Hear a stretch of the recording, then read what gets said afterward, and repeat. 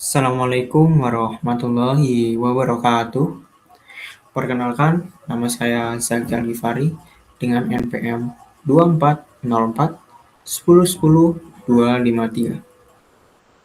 Di sini saya akan menjelaskan tentang PPT yang berjudul Collaborative Governance dalam Pengelolaan Sampah Berbasis Masyarakat Bank Sampah di Kota Surabaya. Di sini untuk mengampu ujian akhir mata kuliah Birokrasi dan Governansi Publik kelas E041. Latar belakang sendiri yaitu pengelolaan sampah merupakan salah satu tantangan atau tata kelola publik terbesar di Indonesia. Nah, pertumbuhan penduduk yang sangat meningkat atau pesat menyebabkan volume timbunan sampah terus meningkat. Sementara kapasitas tempat pemrosesan akhir yaitu TPA semakin terbatas atau semakin minim. Nah, pendekatan konvensional yang bersifat top-down atau dari atas ke bawah, yang dimana pemerintah menjadi satu-satunya aktor pengelola yang terbukti tidak mampu menyelesaikan persoalan ini secara menyeluruh. Keterbatasan pemerintah mendorong kebutuhan akan pendekatan tata kelola yang lebih inklusif. Nah, di sini collaborative governance hadir untuk melibatkan masyarakat, sektor swasta, perguruan tinggi, dan LSM dalam satu platform pengambilan keputusan yang deliberatif. Dengan hadirnya collaborative governance dalam pendekatan tata kelola ini, itu menjadi solusi dari pemerintahan kota Surabaya itu sendiri.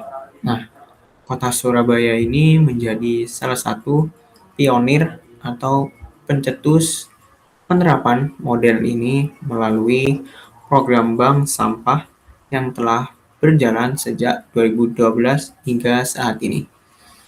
Lalu di slide selanjutnya ada rumusan masalah dan tujuan analisis. Untuk yang pertama, rumusan masalah yaitu bagaimana bentuk collaborative governance dalam pengelolaan sampah berbasis masyarakat program bank sampah di kota Surabaya. Lalu yang kedua, ada siapa saja aktor yang terlibat dalam pengelolaan sampah berbasis masyarakat program bank sampah di kota Surabaya. Lalu tujuan analisis yang pertama yaitu untuk mendeskripsikan dan menganalisis bentuk kolaboratif governance dalam pengelolaan sampah berbasis masyarakat program bank sampah di kota Surabaya. Untuk yang kedua yaitu untuk mengidentifikasi dan menganalisis aktor-aktor yang terlibat dalam pengelolaan sampah berbasis masyarakat program bank sampah di kota Surabaya itu sendiri. Oke, lanjut. Nah, di kerangka teori ini collaborative governance saya mengambil dari Ansel dan Gas karena terdapat arena kolaborasi yang formal dan inklusif, kepemimpinan fasilitas yang kuat, proses deliberatif yang berkelanjutan juga, serta outcome yang terukur. Nah, kolaborasi multi aktor terbukti dapat meningkatkan efektivitas pengelolaan sampah secara signifikan dibandingkan pendekatan birokratis konvensional, sekaligus menciptakan nilai ekonomi bagi masyarakat. Nah, collaborative governance ini adalah pengaturan tata kelola birokrasi yang dimana satu atau dua lebih dari lembaga pemerintah itu secara langsung melibatkan atau mengikuti pemangku kepentingan non-pemerintah dalam proses pengambilan keputusan kolektif yang bersifat formal. Nah, tujuannya untuk mengimplementasikan kebijakan publik itu sendiri kepada seluruh masyarakat yang ada. Nah, untuk yang pertama yaitu starting condition, ketidakseimbangan kekuasaan atau sumber daya antar aktor. Lalu yang kedua, lalu yang B ada riwayat konflik atau kerjasama sebelumnya. Nah, karena ada konflik atau kerjasama sebelumnya, bisa jadi untuk kedepannya susah untuk saling bekerja sama dalam program yang akan dijalankan. Dan yang C ada insentif serta kendala untuk berpartisipasi. Lalu kondisi ini tuh membentuk iklim awal kolaborasi. Jika salah satu dari iklim tersebut tidak terpenuhi, mungkin kedepannya kolaborasi juga tidak bisa terjalan dengan baik. Lalu yang kedua ada fasilitative leadership, berperan menjaga aturan dasar, membangun kepercayaan, memfasilitasi dialog, dan menjembatani kepentingan yang berbeda. Nah, di sini sifat pemimpin itu tidak terlalu mendominasi, melainkan justru mendorong untuk memotivasi dalam setiap aktornya untuk menjadi lebih bermauan untuk rapat atau lintas aktor tersebut menjadi lebih baik dalam program ini. Lalu kerangka teori yang selanjutnya yaitu dari Ansel dan Gas, institutional design, yaitu desain kelembagaan yang baik mencakup inklusivitas partisipasi, kejelasan prosedur, dan aturan main itu sendiri. Nah, transparansi proses serta legitimasi yang diakui oleh semua pihak terlibat dalam arena kolaborasi itu. Lalu ada kolaboratif proses, yang dimana proses kolaborasi ini berlangsung secara bertahap dan saling memperkuat. Yang pertama itu adanya dialog tatap muka antar sektor, dan jika telah terjadi ada trust building, kepercayaan dalam sebuah program ini. Lalu ada komitmen proses dan pemahaman bersama. Dengan pemahaman bersama antar lintas sektor ada outcomes atau hasil akhir kebijakan, yang dimana hasil akhir kebijakan ini dapat memperbaiki kebijakan yang sebelumnya untuk jadi lebih baik. Nah, setiap tahap ini tuh saling memperkuat dan harus saling terisi dengan baik. Untuk yang selanjutnya yaitu ada gambaran kasus bank sampah di Kota Surabaya. Untuk yang pertama yaitu ada dasar hukum Perwali Surabaya nomor 33 2011 tentang pengelolaan sampah menjadi landasan formal program. Mengintegrasikan pendekatan 3R, yaitu reduce, reuse, recycle dalam tata kelola kota di Surabaya. Yang kedua ada mekanisme atau warga memilah sampah dari rumah, lalu menyetorkan ke bank sampah unit, dan mendapatkan tabungan senilai harga jual sampah. Nah, tabungan dapat ditarik atau dikonversikan ke pembayaran tagihan. Lalu yang ketiga ada jaringan bank sampah unit BSU di tingkat RW, dikoordinasi atau diawasi oleh bank sampah induk yaitu BSI di tingkat kecamatan, dan diawasi oleh Dinas Lingkungan Hidup atau DLH Kota Surabaya. Lalu yang keempat ada perkembangan, dimulai dari proyek 2012 di 5 kelurahan pertama, dan hingga saat ini mencakup seluruh kecamatan di Kota Surabaya, lebih dari 350 bank sampah unit atau BSU yang aktif per 2023 dan total nasabah ratusan ribu warga. Hingga saat ini juga 2026 lebih dari 350 bank sampah unit. Nah, selanjutnya yaitu ada aktor dan pola kolaboratif governance. Yang pertama yaitu Pemkot Surabaya.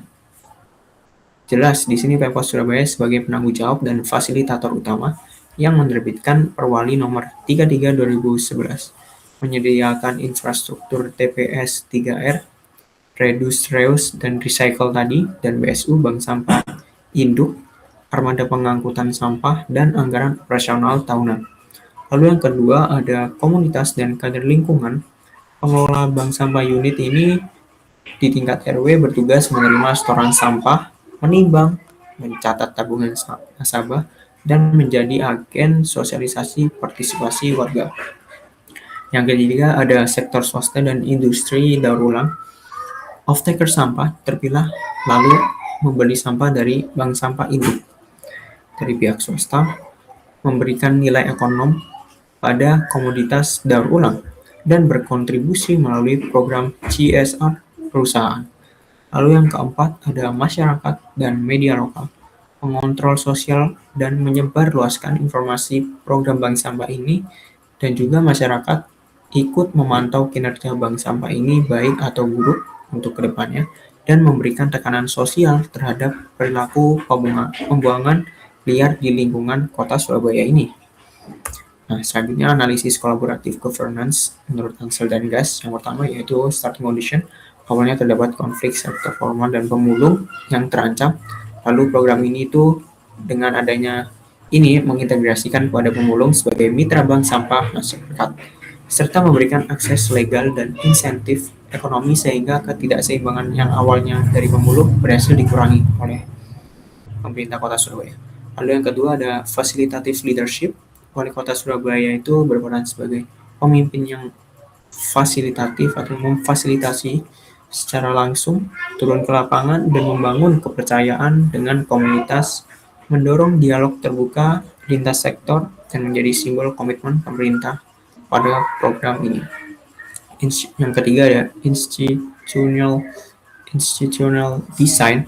Perwali nomor 33 2011 memberikan landasan hukum yang inklusif dan legitimasi yang jelas. Struktur BSU, Bank Sampah Unit, dan BSI, Bank Sampah Indonesia, Bank Sampah Induk, yang berjenjang memastikan partisipasi formal ke komunitas. Sementara forum evaluasi berkala menjamin transparansi dan akuntabilitas proses pengelolaan sampah. Yang keempat ada kolaboratif proses. Proses berlangsung melalui yang pertama, sosialisasi dan musyawarah tiap RW. Yang kedua, pelatihan pengelola pada bank sampah unit tiap TPA. Lalu yang ketiga ada pelaksanaan operasional harian. Yang keempat ada evaluasi bulanan di tingkat kecamatan. Yang kelima ada rapat koordinasi DLH dengan seluruh pemangku kepentingan secara berkala dan seterusnya.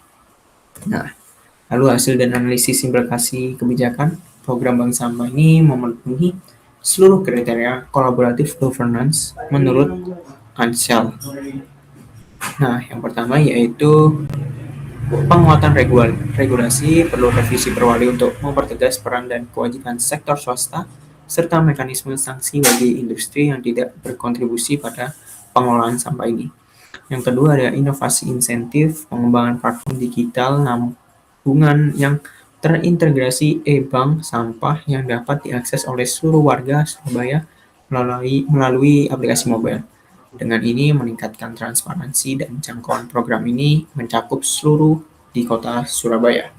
Lalu yang ketiga ada integrasi data dan monitoring yang terpadu lintas OPD dan menampilkan data produksi, distribusi, dan kinerja bank sampah secara real-time waktu itu untuk pengambilan keputusan berbasis bukti yang nyata.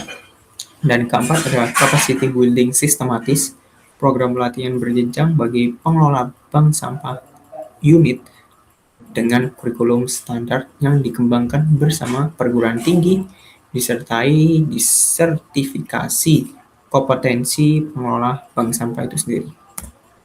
Lalu di sini ada kesimpulan yaitu bank sampah di kota Surabaya sebagai model collaborative governance terbukti berhasil membuktikan bahwa kolaborasi multi aktor, pemerintah, komunitas, dan swasta dapat menyelesaikan masalah publik yang kompleks ini secara efektif dan berkelanjutan.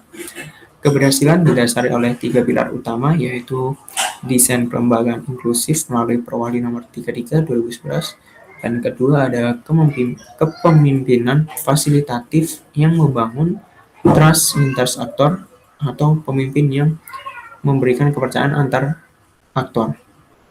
Lalu yang ketiga ada insentif ekonomi tabungan sampah yang mengubah perilaku warga secara sukarela.